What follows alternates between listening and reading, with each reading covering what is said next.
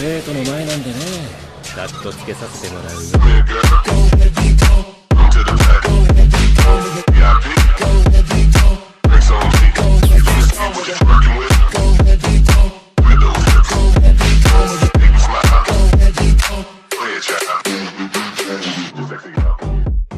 Soy el dios del trueno capítulo 281 al 285. Hace unos meses, los Vengadores convocaron una reunión interna para revisar una idea que llevaba años postergada. No se trataba de una iniciativa nueva, sino de un plan complementario a la iniciativa original de los Vengadores. Los jóvenes Vengadores. En la era de S.H.I.E.L.D., Nick Fury concibió este concepto mientras reunía a los Vengadores. Sin embargo, debido a diversas prioridades y crisis, el plan se pospuso indefinidamente. La razón era simple. No todos los Vengadores tienen una vida útil prolongada, y la mayoría eventualmente envejecería, se retiraría o seguiría adelante. Para asegurar la longevidad de los héroes más poderosos de la Tierra, el programa de jóvenes Vengadores buscaba identificar, entrenar y desarrollar nuevos talentos que algún día pudieran reemplazar a sus predecesores. La idea era brindarles a estos jóvenes reclutas experiencia gestionando incidentes sobrehumanos relativamente sencillos. Con el tiempo, se convertirían en héroes capaces, listos para llenar el vacío dejado por los Vengadores que se retiraban. Cabe destacar que Spider-Man, Peter Parker, fue considerado en su momento un miembro no oficial de esta iniciativa. Tony Stark reconoció el potencial de Peter desde el principio y lo guió a su manera. Sin embargo, la participación de Peter en la guerra, a pesar de su corta edad, lo elevó a la categoría de Vengador de pleno derecho. Su valentía y determinación durante el conflicto dejaron claro que estaba listo para las grandes ligas. Las instalaciones de entrenamiento de los jóvenes Vengadores se dividen en dos ubicaciones principales. La base de los Vengadores en la costa de Nueva York y Nuevo Asgard. La mayoría de los reclutas entrenan en la base de los Vengadores bajo la guía de héroes veteranos como Máquina de Guerra, Rhodey, y Falcón, Sam Wilson. Unos pocos candidatos excepcionales, si están dispuestos, son invitados a Nuevo Asgard para entrenar con el mismísimo Thor. Después de todo, Thor es considerado uno de los Vengadores más poderosos, lo que hace que su tutela sea muy codiciada. Por supuesto, entrenar en Nueva Asgard conlleva desafíos únicos. La isla tiene requisitos estrictos y las condiciones de vida son excepcionales. Sin embargo, la mayoría de los reclutas están ansiosos por aprender con Thor, pues lo consideran un honor. Dentro del gran castillo de Nueva Asgard, Thor cruzó las puertas con su habitual confianza. Dos filas de guerreros, ataviados con relucientes armaduras plateadas y blancas, lo saludaron a su paso. Estos guerreros no eran luchadores comunes. Eran valquirias. Tras rescatar las almas de las valquirias de Hela, Thor tardó años en restaurarlas a su antigua gloria. Durante los últimos 5 años, Thor había resucitado a estas guerreras caídas, convirtiéndolas en sus leales fuerzas de élite. Las valquirias eran conocidas por su lealtad inquebrantable, su disciplina y su inigualable destreza en combate. Una vez que juraban lealtad, esta era inquebrantable, incluso ante Hela, a pesar de su historial de traición y venganza. La reconciliación de Thor con Hela había traído cierta tranquilidad a las valquirias, aunque al principio se habían mostrado escépticas. Curiosamente, una de las razones por las que los aposentos de Hela se llamaban 404 era la sutil forma de Thor de expresar sus sentimientos sin palabras.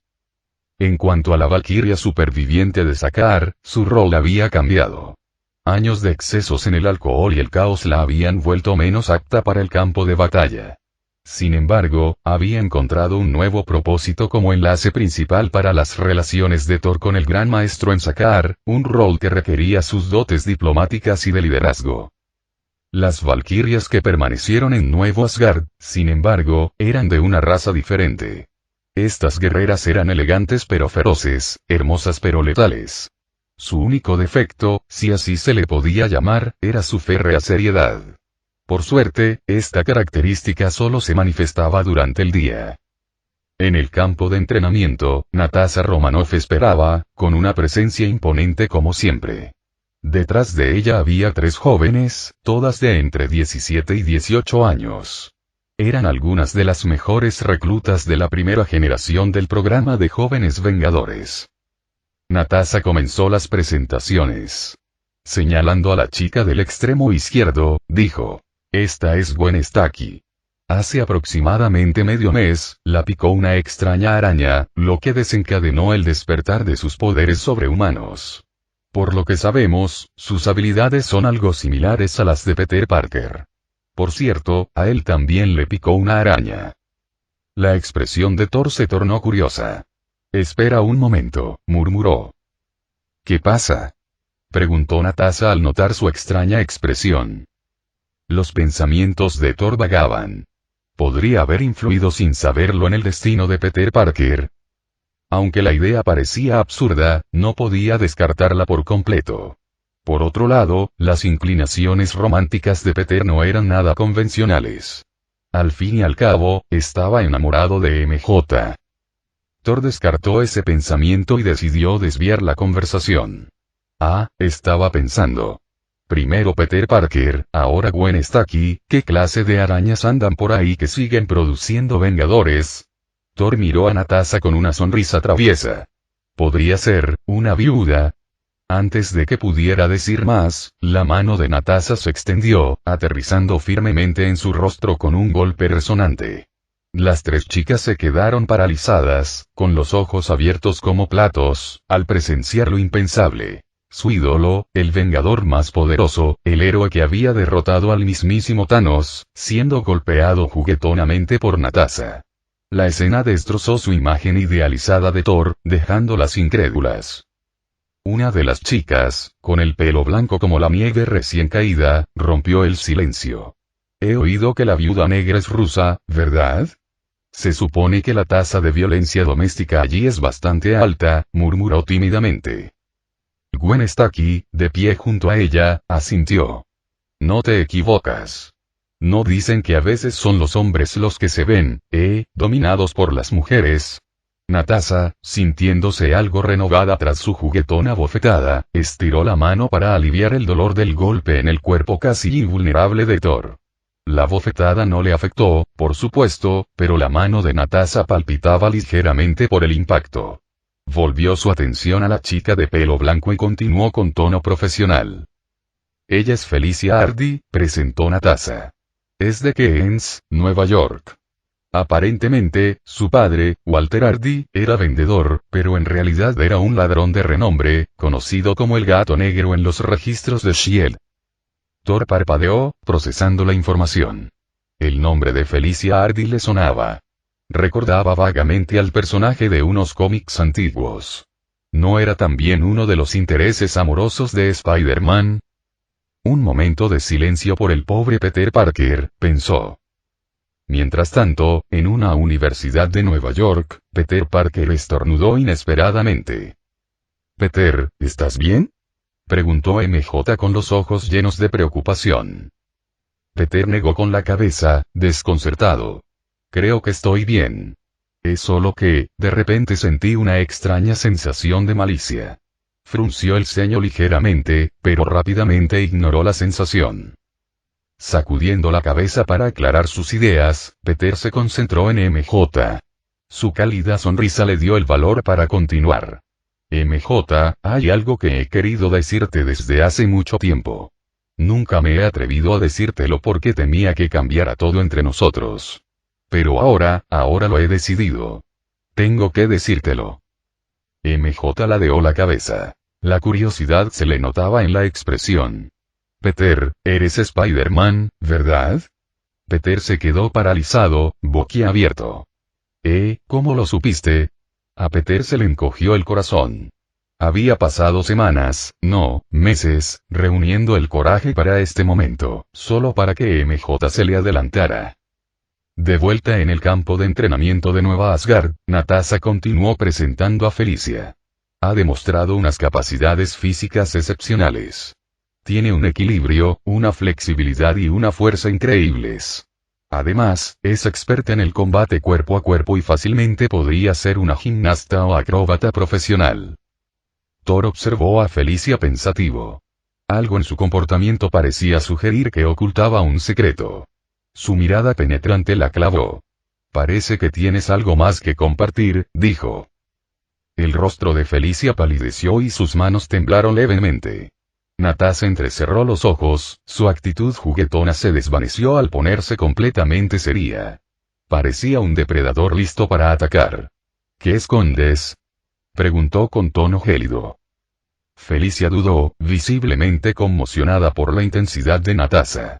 Thor rió suavemente y le puso una mano tranquilizadora en el hombro. Tranquila. Todos tienen sus secretos. Mientras no tengan malas intenciones, no hay problema. Natasha le lanzó una mirada fulminante, su expresión decía: si ella no fuera una chica inofensiva, esto no terminaría tan bien. Tras un momento de silencio, Felicia respiró hondo y habló. Siento no haberlo dicho antes. Tenía miedo de las consecuencias. Pero si alguien tiene derecho a saberlo, eres tú. Thor asintió, haciéndole un gesto para que continuara. Mi padre no era solo un ladrón. También participó en un experimento secreto. Logró replicar el suero del supersoldado usado para crear al Capitán América. Hace años, durante el experimento original, mientras todos estaban concentrados en Steve Rogers, mi padre registró en secreto la fórmula del suero y las ecuaciones utilizadas. Los ojos de Natasha se abrieron de par en par, incrédula. Es imposible. El suero del supersoldado lleva décadas perdido. El Capitán América es el único sujeto que ha logrado sobrevivir, y el último vial de suero fue destruido hace mucho tiempo. Thor levantó una mano, indicándole a Natasha que dejara que Felicia terminara. Durante años, mi padre vivió escondido, guardando el secreto. Incluso se dejó arrestar por Shield, creyendo que era el lugar más seguro para ocultar su conocimiento. Pero alguien con malas intenciones descubrió su secreto. Para protegerme, me inyectó el suero, asegurándose de que pudiera defenderme si fuera necesario. Thor escuchaba atentamente, con expresión serena. La historia parecía coincidir con lo que conocía del mundo. Las fuerzas a las que Felicia aludía probablemente Hydra o Kingpin habían sido implacables en su búsqueda del poder. Ahora que estás aquí en Nueva Asgard, no tienes nada que temer, la tranquilizó Thor con voz firme y amable. Estarás a salvo bajo nuestra protección. Los hombros tensos de Felicia se relajaron ligeramente ante sus palabras. Thor centró su atención en la última chica, notando los callos en sus manos, indicador de un riguroso entrenamiento físico. Guardó la observación para más tarde. Se llama Kate Bishop, comenzó Natasha con un tono tranquilo pero con un toque de admiración. Me la encontré por casualidad en el parque. La estaban atacando y fui a rescatarla. Después de eso, se fascinó con los superhéroes. Se dedicó a aprender tiro con arco, combate cuerpo a cuerpo e incluso esgrima. No escatimó esfuerzos para perfeccionar sus habilidades de combate. Natasha se encogió de hombros levemente, con una extraña sonrisa en sus labios. Sorprendentemente, tiene un talento increíble. Sus habilidades de combate y precisión con el arco son excepcionales. Con el entrenamiento adecuado, podría ser la próxima Ukeye. Thor se cruzó de brazos y arqueó una ceja. Sin duda talentosa, pensó. De lo contrario, ¿cómo podría considerarse la segunda generación de Ojo de Halcón? A pesar de sus reflexiones, preguntó. ¿Pero no sería Barton la persona más adecuada para entrenarla? Un destello de incomodidad cruzó el rostro de Natasha. Cualquiera pensaría que sí, pero Barton se negó. Dijo que ahora mismo está centrado en entrenar a su hija y que no tiene tiempo para aceptar otra aprendiz, sobre todo una mujer. Thor ladeó la cabeza, poco convencido. Natasha suspiró y añadió. Probablemente solo sea una excusa. Barton puede tener sus razones, pero seamos sinceros. El entrenamiento de tiro con arco es un poco íntimo. A menudo requiere demostraciones prácticas y mucha proximidad. No es algo que la mayoría de la gente se sienta cómoda enseñándole a alguien del sexo opuesto, a menos que sea familia. Enseñar a su hija está bien, pero aceptar a una aprendiz como Kate. Digamos que Barton es un buen hombre que sabe cómo evitar los rumores. Thor soltó una risita. Tiene sentido, supongo. Aún así, ¿por qué acudes a mí? No soy precisamente un ejemplo de moderación moral. Natasha le lanzó una mirada penetrante, con la voz cargada de burla. No te hagas ilusiones. No te pedí que le enseñaras por tu brillante reputación. Y ni se te ocurra saltarte las reglas, Thor. Thor parpadeó, un poco desconcertado. Viuda, ¿me estás calumniando delante de todos? ¿No te duele la conciencia? Su exagerada expresión de ofensa provocó la risa de las tres jóvenes que estaban cerca, y sus risitas llenaron la sala. La tensión se disipó, y el codazo juguetón de Natasha tuvo el efecto deseado de mantener a Thor a raya. Más tarde, Wanda interceptó a Natasha en la puerta del castillo. Hermana Natasha, empezó Wanda con un deje de curiosidad en la voz, ¿por qué sigues burlándote de su Alteza hoy? Incluso has empezado a entrenar con él delante de los demás. Natasha se apoyó en el marco de la puerta y sonrió con picardía.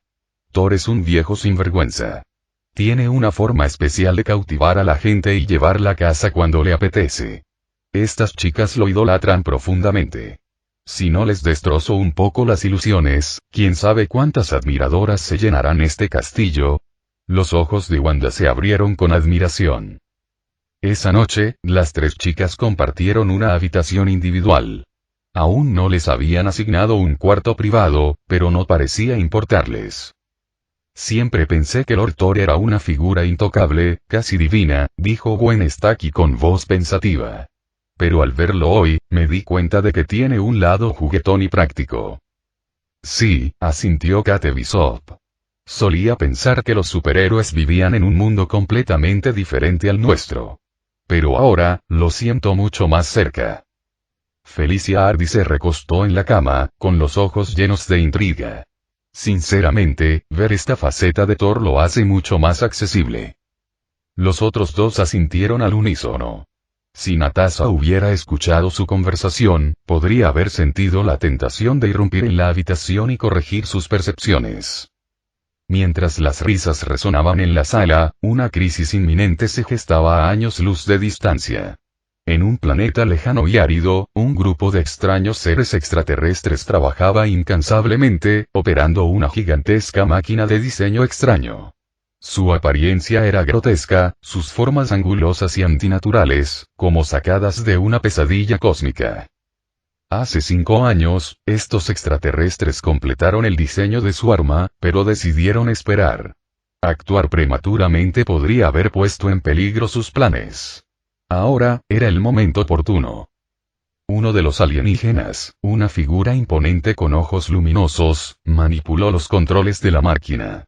Una secuencia de botones se iluminó en rápida sucesión, y se accionó la última palanca. Al empujar la válvula principal hacia adelante, la máquina rugió y emitió una luz deslumbrante que inundó el cielo circundante. Si este planeta hubiera estado habitado, el espectáculo habría atraído innumerables miradas. Por suerte, se encontraba en un lugar remoto de la galaxia, lejos de cualquier testigo curioso.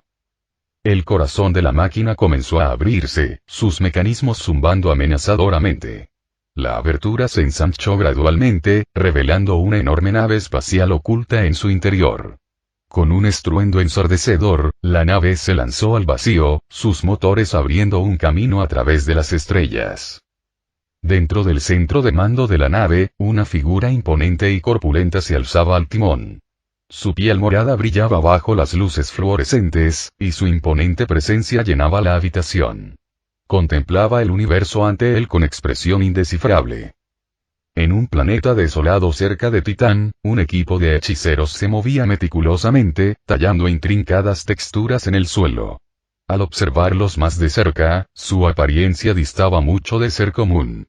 Sus ojos estaban hundidos, ensombrecidos por ojeras, y sus figuras espectrales exudaban un aura inquietante.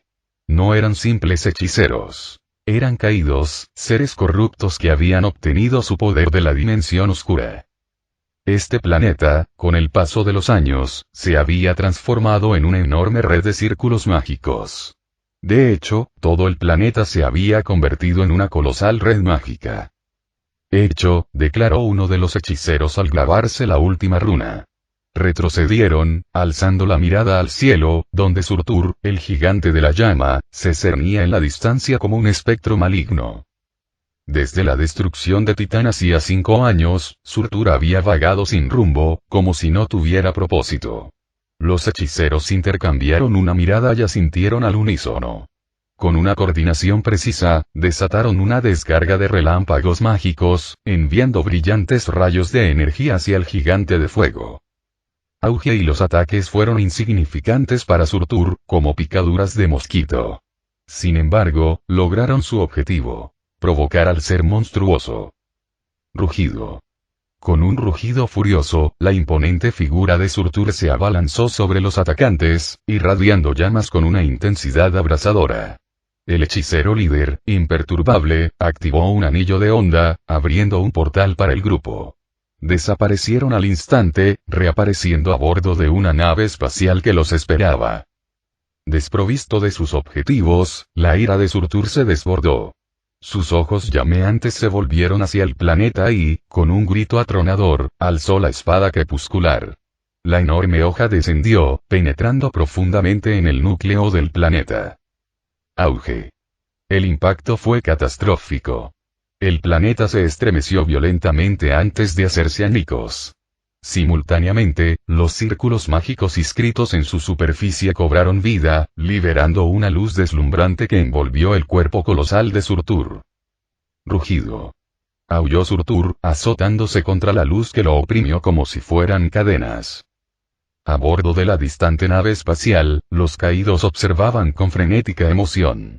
Esta era la culminación de sus esfuerzos. Un supercírculo de transferencia diseñado para transportar a un ser de la magnitud de Surtur. La teletransportación ordinaria era insuficiente para una criatura de tal poder, pero este ritual, impulsado por años de preparación, tenía la fuerza para lograr lo imposible. Con la magia en aumento, los caídos comenzaron a gritar. Runas oscuras se grabaron en sus cuerpos, convergiendo en sus corazones y recorriendo sus venas. Sus cuerpos se convulsionaron violentamente mientras la energía oscura que habían absorbido, junto con su fuerza vital y poder mágico, les era arrebatada. Uno a uno, los caídos envejecieron rápidamente, su piel se arrugó hasta quedar reducida a cáscara sin vida. En cuestión de instantes, sus cadáveres se convirtieron en restos momificados, un sombrío testimonio del precio de ejercer un poder prestado. El atractivo de la dimensión oscura tenía un precio implacable. Incluso Caecilius, quien una vez traicionó al antiguo y desmanteló los santuarios para servir a Dormammu, corrió una suerte similar. Dormammu, siempre traicionero, no dudó en usar a sus seguidores como peones prescindibles. De vuelta en el planeta destrozado, el sacrificio final infundió al círculo mágico una energía sin igual. La luz surgió, uniendo a Surtur por completo. Con un último rugido estremecedor, el gigante de la llama se desvaneció, dejando solo los restos fragmentados del planeta como evidencia del caos. Fuera de la atmósfera de Asgard, el cielo se abrió. De la grieta emergieron 10 imponentes gigantes de fuego, cuya presencia presagiaba destrucción. Incluso con los sacrificios de los caídos, era imposible teletransportar a Surtur directamente a Asgard. Sin embargo, esta proximidad fue suficiente para que el gigante de fuego detectara el aura inconfundible del reino. «Soy el fin de Asgard», bramó Surtur, y su voz resonó en el vacío mientras se lanzaba hacia su objetivo con una velocidad aterradora. En cuanto Surtur apareció, las defensas de Asgard entraron en acción.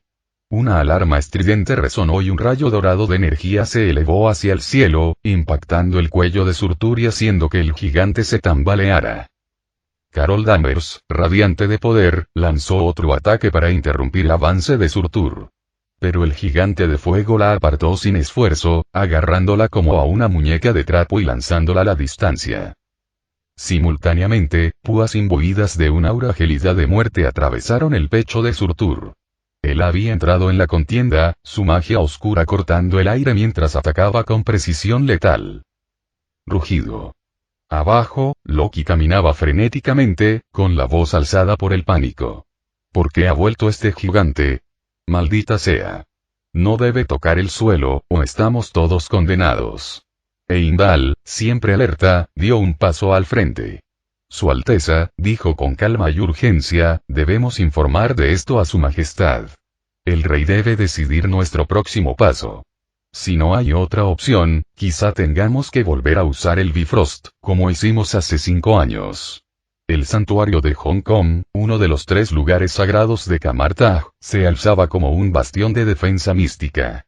5 años atrás, este lugar sagrado, junto con el santuario de Londres, había sido destruido durante el caos inicial de la guerra.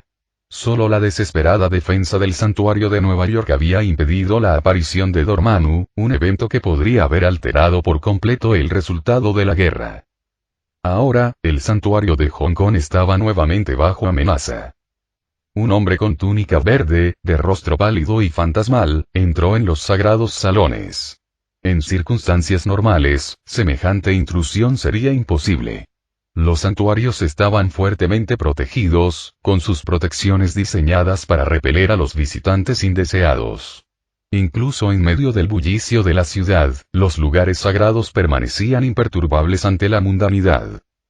Forzar la entrada a un santuario era un acto de agresión. Los hechiceros reaccionaron al instante. Armas mágicas se materializaron en sus manos mientras se apresuraban a enfrentarse al intruso. Sin embargo, desde el principio quedó claro que no eran rival para él. Sus hechizos fracasaron ante sus defensas, y uno a uno, los hechiceros cayeron. Cuando Wong llegó al lugar, se le encogió el corazón al ver a sus compañeros caídos. Su mirada se fijó en la figura vestida de verde que se alzaba en medio del caos. Al reconocer al intruso, la voz de Wong tembló de furia y angustia. Me negué a creerlo cuando Strange me dijo que nos habías traicionado, dijo Wong, alzando la voz. Eras uno de los discípulos más prometedores del maestro. ¿Por qué, Mordo? ¿Por qué has hecho esto? El hombre de la túnica verde, Mordo, sostuvo la mirada de Wong con sereno desafío. No he traicionado a nadie, dijo Mordo con tono decidido. Solo estoy restaurando el equilibrio en este mundo caótico. Wong apretó los puños. ¿Equilibrio? ¿Aliándote con Dormammu? ¿Te das cuenta del precio de tus acciones? El mundo entero quedará sumido en la oscuridad. Mordo se burló. ¿Y qué tiene de malo la oscuridad? No es tan aterradora como te imaginas. Nuestra gran maestra, la ancestral, predicaba la vigilancia contra la oscuridad, pero ella misma obtuvo su poder de Dormammu.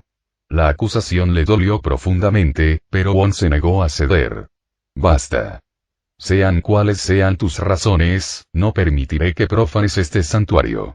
Mientras yo siga en pie, no tendrás éxito. Mordo rió entre dientes con sarcasmo. Me temo que no podrás detenerme. Con eso, Mordo se abalanzó sobre él, y ambos se enfrentaron en una ráfaga de hechizos y golpes. Su batalla se prolongó durante media hora, pero el resultado fue inevitable. Mordo, antaño uno de los mejores estudiantes del anciano, era un oponente formidable incluso antes de obtener el poder de Dormammu. Contra su recién adquirida fuerza, Wong tenía pocas posibilidades. Mientras Wong yacía derrotado, luchando por levantarse, Mordo se cernió sobre él. No te mataré, dijo Mordo con frialdad. Vivirás para ver la verdad. Que siempre tuve razón. Con esas palabras de despedida, Mordo se dio la vuelta y se fue.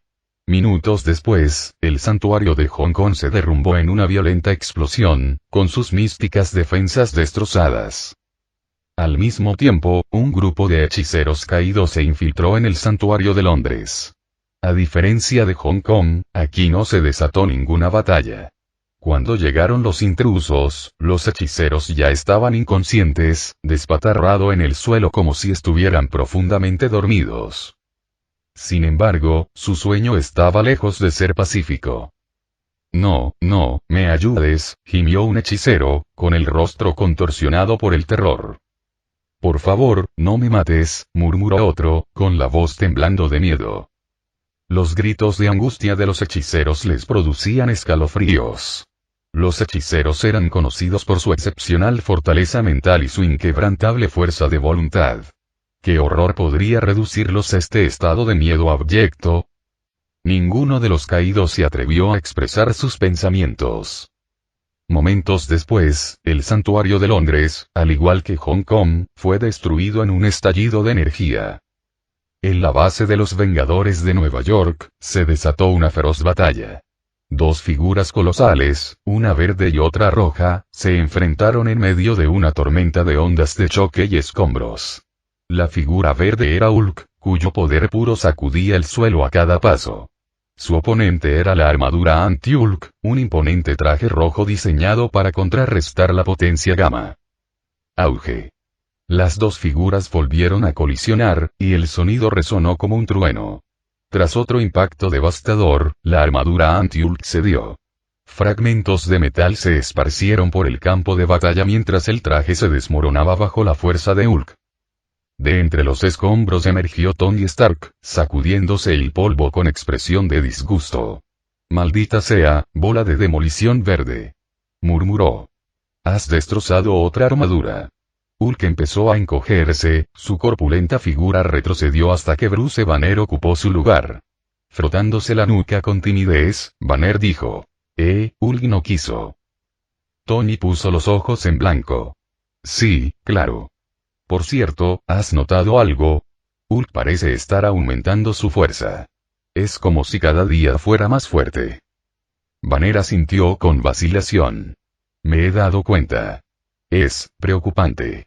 Tony suspiró, y su habitual bravuconería dio paso a un inusual momento de solemnidad. «Thor nos ha estado advirtiendo que se avecina otra crisis. Dice que no es momento de descansar. La pregunta es, ¿estamos listos?» Banner dudó antes de responder. «Tal vez, casi». «Igualmente», admitió Tony en voz baja. Su voz se fue apagando a medida que la atmósfera a su alrededor empezaba a oscurecerse de forma antinatural. «¿Qué pasa?», preguntó Banner con voz tensa. Ambos hombres miraron al cielo, con los ojos desorbitados al ver una enorme fortaleza emerger de las sombras. La colosal estructura oscurecía la luz, sumiendo la base en una penumbra ominosa. Final del capítulo.